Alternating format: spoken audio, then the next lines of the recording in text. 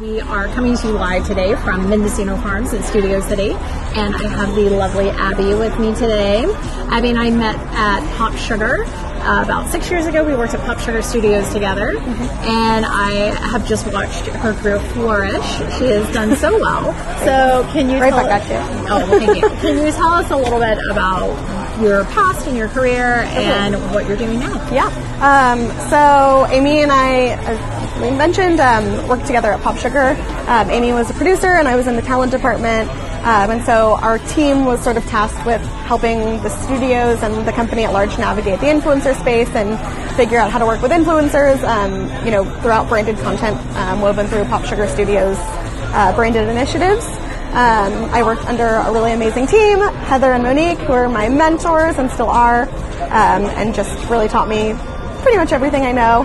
And from there, I took a producer role at Whale Rock Industries, which launched at the time, brand new Kardashian-Jenner apps and websites. And so we were creating content across 5 different sisters, which was a beast.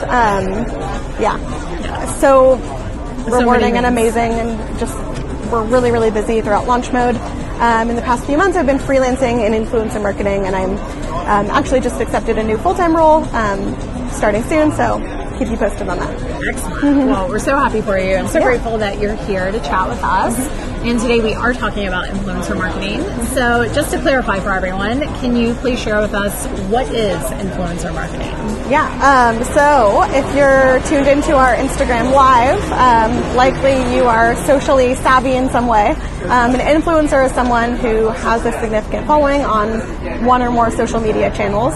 Influencer marketing is leveraging those influencers and their audiences to draw awareness to your brand, creating a campaign around it and treating it like an advertising channel of sorts. Absolutely. And can you share with us a little bit about why influencer marketing is so effective and such an important strategy? Totally. So I think as a consumer, before making any sort of significant purchase, typically you're taking a recommendation from at least someone, could be a friend, a family member, a piece of press you saw, and influencers have carved out a niche for themselves and made themselves experts in, whatever their area of expertise is. Could be fashion, beauty, lifestyle, fitness, whatever it is.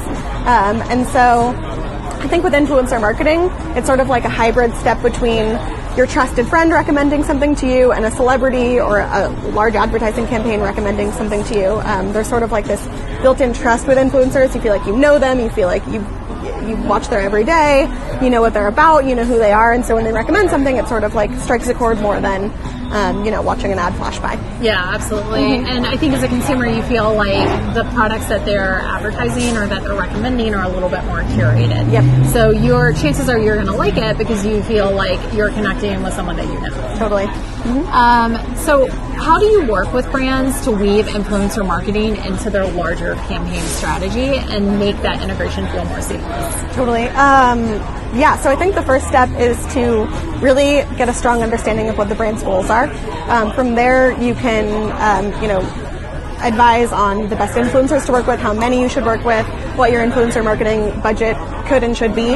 And I think, sort of to your point, influencer marketing should be a seamless piece of the puzzle of what your larger strategy is. So if there's a core message to your campaign, you want to make sure that your influencer marketing strategy is consistent with that message. As a consumer, if you see a social ad or, a TV campaign featuring a certain brand and then you're seeing an influencer talk about that brand, you want to make sure that they're being communicated in the exact same way, because that point's really going to get driven home that way. And I also think it helps to hear the brand messaging and that campaign messaging said in a real person way. Yeah.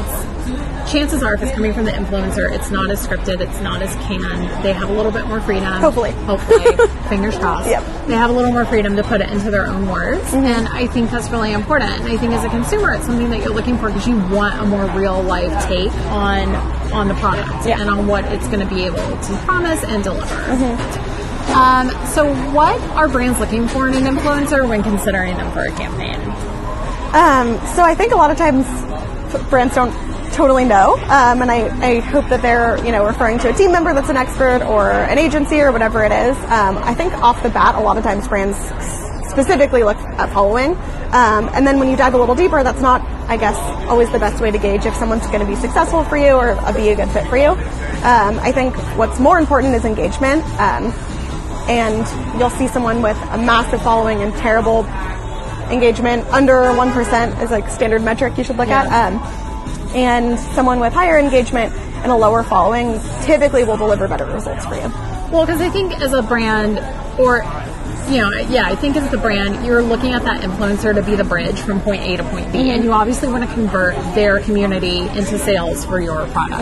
That's why you're paying them. So I think it's really critical from a brand perspective to look at that influencer as that bridge, and not just someone that you're clinging on to because they have a lot of followers, but that you're associating with and bringing into your company and your brand as an ambassador, as someone who can speak to your product and encourage their community to look at your product and consider that to purchase. And to Amy's point too, you're also leveraging this person as a content creator, so you need to look at the type of content that they're generating for you and make sure that it's something that you can use, something that's on brand for you, something that you can see filtering through your other channels seamlessly, because otherwise there's really no point.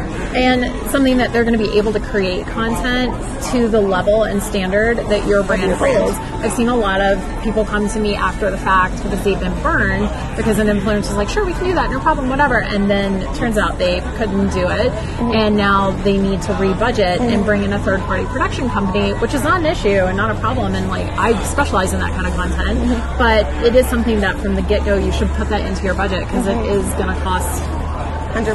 A little more. So. All right, awesome. So how can an influencer best set themselves up to be considered by a brand? Like some of the do's and don'ts that you see. Absolutely. I think to my earlier point, the main thing is to make sure that you're constantly engaging with your community and your followers and creating really like an add value to them, whether that's through, community meetups, regular giveaways, Instagram lives, things like that. And then I also feel like people's reputations sort of follow them. You want to make sure that you or your manager are a breeze to work with. There are people that I've worked with in the past in various campaigns that I probably wouldn't consider again just because like the communication was sort of strenuous, or I know that influencer has a reputation for not being flexible with their rates, so there's going to be a specific budget attached to their name and I'm not going to be able to budge on that. I just think like throughout anything in business, you want to make sure that you're putting your best foot forward, that you're cognizant of what your reputation is, and that you're overall a nice person. Yeah, hopefully. Absolutely.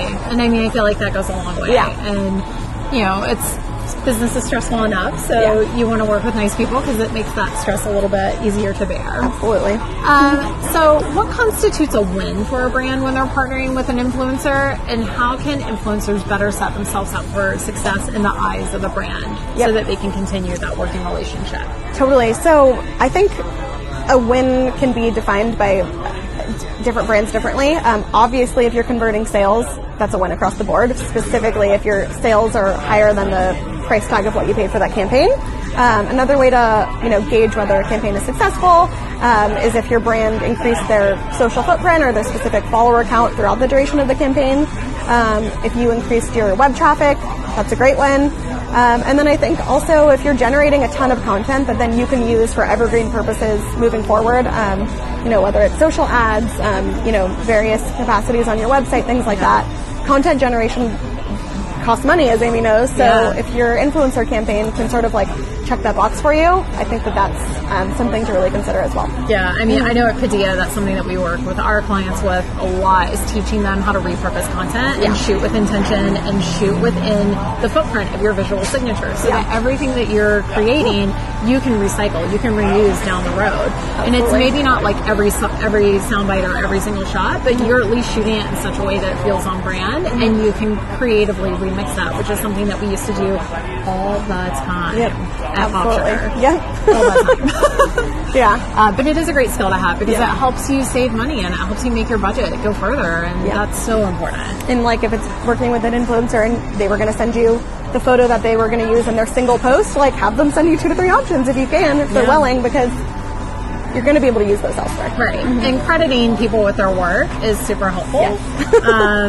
But it's got to get that content. In this day and age, people need what, 2 to 3 Instagram posts a day to keep a brand alive. Like, you have to get it somehow. Crazy. Yep. So let's talk a little bit about influencer tiers. So I don't know if everyone is aware, but on the business side of this influencer world, you talk about influencers in terms of tiers. So can you please explain what those 3 tiers are and what the differences are between them? Yeah. So these are sort of like broad definitions. Different agencies, different brands might define these slightly differently. But for the way that I've defined it throughout my career, a micro-influencer is someone who typically has under 100,000 followers. A mid-tier influencer is someone sort of between like the 100,000 mark and under 1 million. And then a mega influencer or a macro would be typically like over the 1 million mark. There's different ways to use them throughout different campaigns. Micros are having a huge moment right now in the industry. Their price tag for a collaboration is typically lower because their following's lower, but a lot of times micros will have a strong engagement, or they'll have a really like specific niche following that converts really well. And so they're typically, or if you're working with the right micro, they're able to convert at the same rate that their mid-tier sort of counterparts are able to. Mid-tier influencers are great for like impressions, like mass views. They have a great following. You know that you're going to reach a broad audience just by working with them. Yeah. And then I look at mega sort of as like almost like a celebrity endorsement. They're going to come with a really massive price tag, but for that price tag, hopefully you're able to generate some PR buzz, with it. There's going to be a PR angle because they're such a notable name. And I think also, influencers that are just starting out that maybe haven't reached that level, when they see someone who has a massive following, who's super well known in the space working with X brand, they sort of know that X brand is reputable. Maybe they want to work with X brand one day. Right. So just sort of like, they're great tone setters. Yeah, street cred. Mm-hmm. Yeah. I do think it harps back, though, to how important creating all of this with a real clear intention is. Yeah. Like, you need to know why you're doing what you're doing, why that strategy is in place, not just because, they have a ton of followers. I think their pictures are cute. Like, it needs to move beyond that. And you really need to uncover that why, because otherwise you're literally throwing money out the window. Yep, totally. It's not going to move the needle for you if you don't have a clear why. Absolutely. I think also, like, if you're a brand and you're looking to collaborate with influencers, look at an example of that influencer's past branded collaborations, because you can see an example of what they're going to deliver to you if you choose to put spend behind them. Does it look organic? Are they creating great content for you? Do you think that, this is a product that people are actually going to buy based on that advertisement? X, Y, and Z. Just look for examples. Yeah, I think that's a really good point. All right, so let's get down to the question that everybody wants to know the answer to. Money. So, all right, so there are different price points that are associated with each of these tiers of influencer, right? And there's a lot that goes into brand contracts and partnerships and the decisions that are made and the money that's behind it. It's a much more complex animal than I ever thought before I started working in this world. So can you shine a little bit of light on how these prices get worked out? And is it just great negotiating and a wonderful management team and some luck that gets you the pricing? Or are there some industry-wide standards that people use as a jumping off point to determine these prices? Yeah, so there definitely are. There's an industry standard sort of way to gauge, I guess, what to enter your negotiation with. Managers and influencers are going to charge whatever they feel comfortable charging based on past collaboration. So this metric isn't going to work across the board, particularly with factors like the type of content they're generating, what their engagement is, who their audience is, what the product is.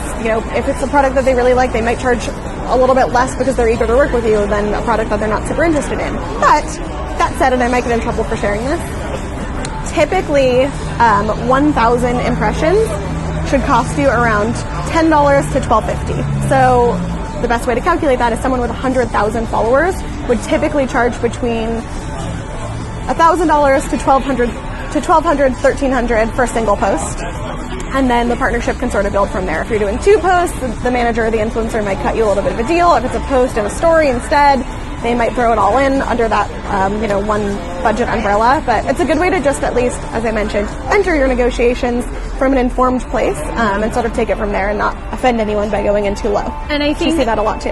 Right. And I do think that is also taking in mind the sort of content that's being created. So creating video content is quite different than creating a flat laydown, you know, and it's really looking at the process and the campaign as like a 360. And again, if you're looking at the influencer to create content, like if you're creating video content together and you're hoping to repurpose some of that video content, you need to put into account that's going to take a lot more time and energy and money to create. And they're likely hiring a videographer. Exactly. As well. So like you need to factor in those production costs too. Right. Then just like taking a beautiful photograph of something with your product there and posting it, and then maybe doing something on Instagram Live or Instagram Stories showing them using the product. So I do think it's a bit of a complex animal. It's not just a clear cut, this costs that, but it is always so helpful to have a jumping off point, because I do think people either tend to go way too high or way too low. And it's difficult to know what that middle ground is and like a good entry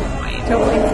And I think as a brand, it is sometimes, I know for me and clients that I work with, a lot of times they factor in my pricing and then the influencer's pricing separately, and they bring us together because it better serves the brand's needs, because they're looking to generate a lot of content that they're going to be able to use over a long period of time. So maybe I'm shooting with the influencer for half a day, and then the other half of the day I'm just shooting product, and I'm shooting with maybe an expert and a model and not the influencer. And that way we're really milking every minute of the shoot that we can, because that shoot is expensive. Totally. And finding a way to make it multi-purpose, which I think is a really great approach as a brand, because it helps you get a lot more out of that single investment. Totally.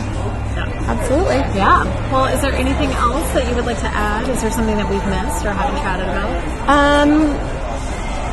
I feel like you were pretty comprehensive. You know, I think like, as is everyone in this industry, we're constantly all still learning.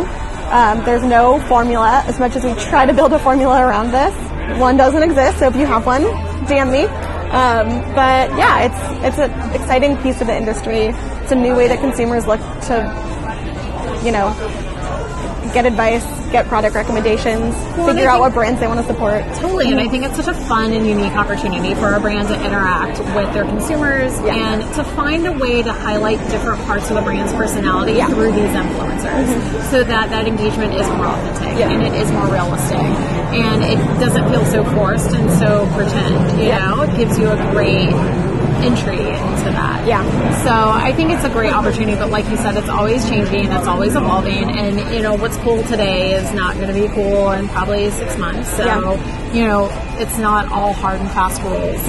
But I kind of think that's the beauty of it, and I think that's the excitement in it, is you kind of have to stay current, and you have to challenge yourself to keep reinventing and looking at it with fresh eyes and finding a new way. And you know, we'll have you back at some point. We'll chat about where things are then. I think like the main point that I guess Amy and I are both sort of like driving home here is that social media has really changed the way that brands and consumers interact. And if you don't have a social footprint and you're not looking to social media as a strategy in which to leverage your campaign or your product, you're sort of going to get left behind. It's going to be really difficult to scale, more difficult to monetize.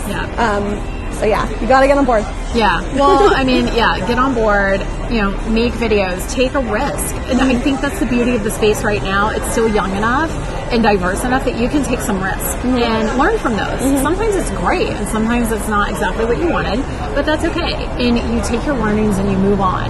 And I think that's something really beautiful about the space that hasn't always been the case in traditional advertising or television or print. You paid so much money and you had one shot to make it work. And if it didn't work, you got fired. The end. So it's... Bye. So at least now you have an opportunity to get out there and to try some things, and don't be afraid to take a risk. And I think partner with a couple different influencers, and don't be afraid to kind of date and try people on for size and find the relationships that you feel are working and that you can grow. Because there's nothing better than getting people on, you know, in your team and in your world, and then you both helping each other evolve in the space. And that's such a wonderful thing to get to watch as a consumer and as a brand, because honestly, the consumer relationship to influencers, you feel like you know them, you feel like they're your friends, and you want to see them do well. So I think that's a really great place as a brand to insert yourself. But you have to do it in a smart way. So thank you to Abby for showing us the smart way to do it. And if people want to reach out to you or follow you, where can they find you? Oh my goodness. Mom, are you out there? My Instagram's it's Abby V. Yep. Yeah. All right, young lady. Well, thank you guys for joining us as always. We'll be back next Wednesday with another episode. And Abby, thank you so much. Thank you for having me. It was so fun. Oh my gosh, it was so fun. All right, we'll see you soon. Okay, Thanks. bye.